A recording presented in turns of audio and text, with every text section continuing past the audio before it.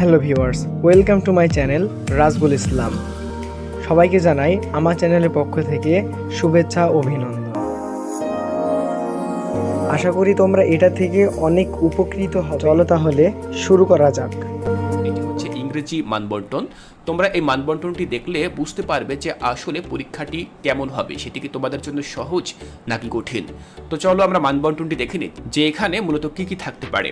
দেখো, এখানে আমি মূলত ইংরেজির মানবন্টন উল্লেখ করেছি। তোমরা দেখতে পাচ্ছ প্রথমে লেখা রয়েছে ইন্ডিভিজুয়াল ওয়ার্ক অর্থাৎ একক কাজ, এরপর রয়েছে পেয়ার ওয়ার্ক অর্থাৎ জোড়ায় কাজ আমরা যেটিকে বলে থাকি, এরপর রয়েছে গ্রুপ ওয়ার্ক, এর মানে হচ্ছে দলগত কাজ। তো প্রথমে আমরা দেখে নেব ইন্ডিভিজুয়াল ওয়ার্ক বা একক কাজ হিসেবে আমরা কোন কাজগুলো করতে পারি। সেগুলো হচ্ছে অ্যাসাইনমেন্ট, এরপর রয়েছে কোশ্চেন অ্যান্সার। তোমাদেরকে বিভিন্ন প্রশ্ন দেওয়া হবে মূল বই থেকে এবং সেই প্রশ্নের উত্তর তোমাদেরকে খাতায় লিখতে হবে। তোমরা জানো যে তোমাদেরকে 16 পাতার খাতা সরবরাহ করা হবে এবং সেই খাতায় কিন্তু তোমাদেরকে বিভিন্ন প্রশ্নের উত্তর লিখতে হবে। তো ঠিক তেমনিভাবে এখানে যে প্রশ্নগুলো দেওয়া রয়েছে সেগুলোর উত্তর তোমরা লিখবে। এরপর রয়েছে ম্যাচিং পড়েছি আমরা, আমাদের মূল বই থেকে অনেক ম্যাচিং পড়েছি। যেমন একটি ছকের বাম পাশে শব্দ দেওয়া থাকে, ডান পাশে তার অর্থ দেওয়া থাকে, সেই শব্দগুলোকে আমরা মিনিং অনুযায়ী ম্যাচ করি। তো এইভাবে কিন্তু এই ম্যাচিং এর কাজ আমাদের করতে হবে। এরপর রয়েছে fill in the blanks and greed, আমাদেরকে শূন্যস্থান পূরণ করতে হবে, অর্থাৎ শূন্যস্থান পূরণ এই টাইপের প্রশ্ন দেওয়া হতে পারে। এরপর রয়েছে প্রোনাউন্সিয়েশন অর্থাৎ কোনো শব্দের উচ্চারণ কেমন সেটি আমাদেরকে লিখতে হবে। স্পিকিং স্কিলস অর্থাৎ কিভাবে আমরা কথা বলতে পারি ইংরেজি, সেই স্পিকিং স্কিলসের উপরে বিভিন্ন প্রশ্নের উত্তর আমাদেরকে দিতে হবে। এরপর রয়েছে রাইটিং প্যাসেজ অর্থাৎ বিভিন্ন প্যাসেজ আমাদেরকে লিখতে হবে। যেমন ক্লাস 9-এ কিন্তু ইংরেজিতে আমরা দুই প্রকার প্যাসেজ সম্পর্কে জেনেছি। এগুলো ছিল ফ্যাক্ট বেসড প্যাসেজ আর একটি ছিল ওপিনিয়ন বেসড প্যাসেজ। তো এই ধরনের প্যাসেজ, বিভিন্ন প্রকার প্যাসেজ তোমাদেরকে লিখতে বলা হতে পারে, সেই প্যাসেজগুলো তোমাদেরকে লিখতে হবে। এরপর রয়েছে প্রেজেন্টেশন অর্থাৎ কিছু জিনিস তোমাদেরকে উপস্থাপন করে দেখাতে হবে, সেই কাজগুলো তোমরা করবে। তো প্রথমে আমরা দেখে নিলাম ইন্ডিভিজুয়াল ওয়ার্ক, এখানে বেশ কিছু কাজ রয়েছে, সেই কাজগুলো আমি তোমাদেরকে বুঝিয়ে দিলাম। এরপরে আমরা দেখব পেয়ার ওয়ার্ক অর্থাৎ জোড়ায় কাজ, আমরা দুজন করে বসবো এবং তারপরে এই কাজগুলো আলোচনার ভিত্তিতে সমাধান করার চেষ্টা করব।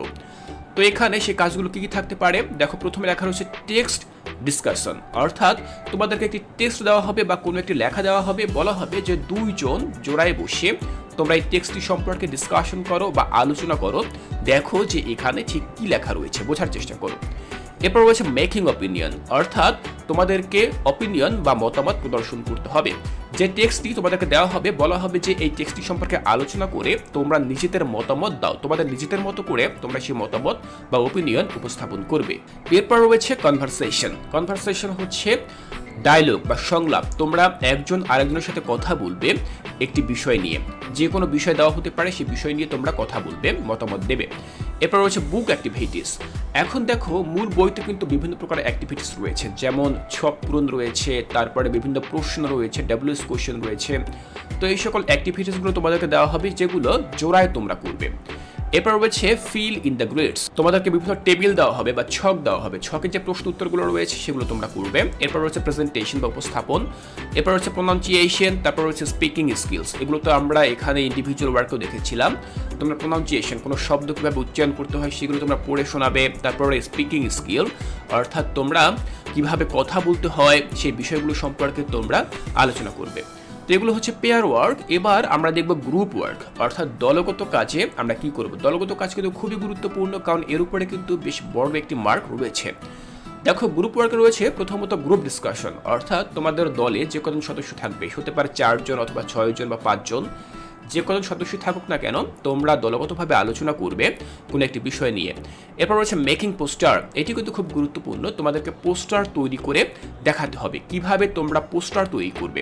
বিভিন্ন বিষয় তোমাদেরকে দেওয়া হতে পারে, সেই বিষয়ের উপরে তোমাদেরকে পোস্টার প্রেজেন্টেশন করে দেখাতে হবে। তবে এক্ষেত্রে একটি বিষয় খেয়াল রাখবে, তোমাদেরকে কিন্তু অবশ্যই পোস্টার প্রেজেন্টেশন করার জন্য যে সকল উপকরণগুলো রয়েছে, যেমন পোস্টার পেপার, রঙিন কাগজ, তারপরে আরও বিভিন্ন রঙিন কলম যে রয়েছে সেগুলো, এই সকল উপকরণগুলো কিন্তু তোমাদেরকে নিজেদের বাসা থেকে নিয়ে যেতে হবে না, এগুলো তোমাদের স্কুল থেকেই সরবরাহ করা হবে।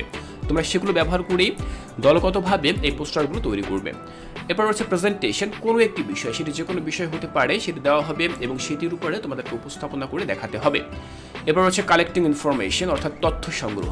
যে কোনো একটি বিষয় দেওয়া হবে, সেই বিষয়টির উপরে তোমাদেরকে তথ্য সংগ্রহ করতে দেওয়া হবে। বলা হতে পারে যে তুমি এই বিষয়টির উপরে যে কোনো জায়গা থেকে তথ্য সংগ্রহ করো, সেটি হতে পারে ইন্টারনেট, হতে পারে কোনো ম্যাগাজিন, কোনো সংবাদপত্র, কোনো পাঠ্যপুস্তক, অথবা হতে পারে কোনো বিজ্ঞ ব্যক্তি।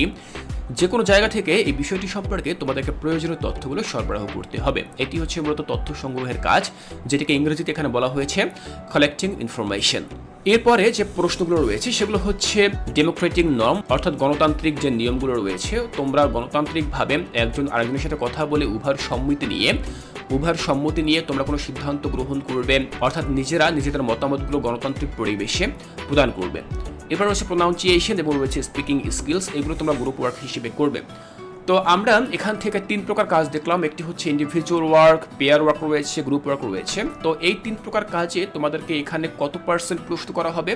দেখো, ইন্ডিভিজুয়াল ওয়ার্কে থাকবে 20% কোশ্চেন, পেয়ার ওয়ার্কে থাকবে 20%, আরও 20% কোশ্চেন, এবং তারপরে দেখো গ্রুপ ওয়ার্কও থাকবে 20%। টোটাল এখান থেকে আমরা 60%, অর্থাৎ 60% কোশ্চেন আমরা এখান থেকে পাবো। তো এরপর থাকে বাকি কত পার্সেন্ট? বাকি থাকে 40%। তো সেই 40% কীরকম হবে? দেখো, অ্যাসাইনমেন্ট থাকবে, শর্ট কোশ্চেন থাকবে, অর্থাৎ শর্ট কোশ্চেন তোমাদেরকে বলা হবে লিখতে, সেক্ষেত্রে তোমাদেরকে 10 এবং 10, অর্থাৎ টোটাল 20% দেওয়া হবে।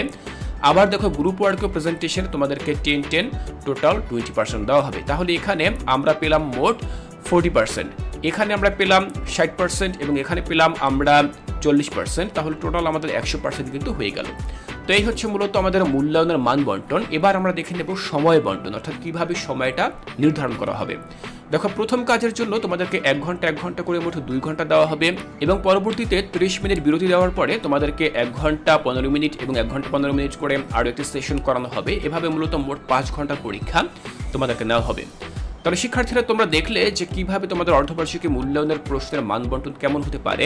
এখানে আমি যে মানবন্টনটি উপস্থাপন করেছি, এটি হচ্ছে একটি নমুনা মানবন্টন, অর্থাৎ প্রত্যেকের স্কুলে যে ঠিক একই রকম মানবন্টন হবে বিষয়টা কিন্তু এমন না। তবে তোমরা এখান থেকে ধারণা পেতে পারো যে মানবন্টন আসলে ঠিক কেমন হতে পারে। তাহলে শিক্ষার্থীরা, এখন এই মানবন্টনটি দেখে তোমরা ঠিক কি বুঝতে পারলে? তোমাদের পরীক্ষা কি খুব কঠিন হবে নাকি সহজ হবে? তোমরা এই ভিডিওর নিচে কমেন্ট করে জানাও যে তোমাদের মতামত কি, আসলে কি পরীক্ষা কঠিন হবে নাকি সহজ হবে। শিক্ষার্থীরা, তোমাদের অর্ধবার্ষিকী মূল্যায়নের জন্য অনেক অনেক শুভকামনা জানিয়ে আজকের এই ক্লাসটি এখানেই শেষ করছি। যে কোনো ক্লাসের যে কোনো বিষয়ের ভিডিও পেতে সাবস্ক্রাইব করুন আমাদের চ্যানেলটিকে, এবং লাইক, কমেন্ট, শেয়ার করতে ভুলবেন না। ধন্যবাদ।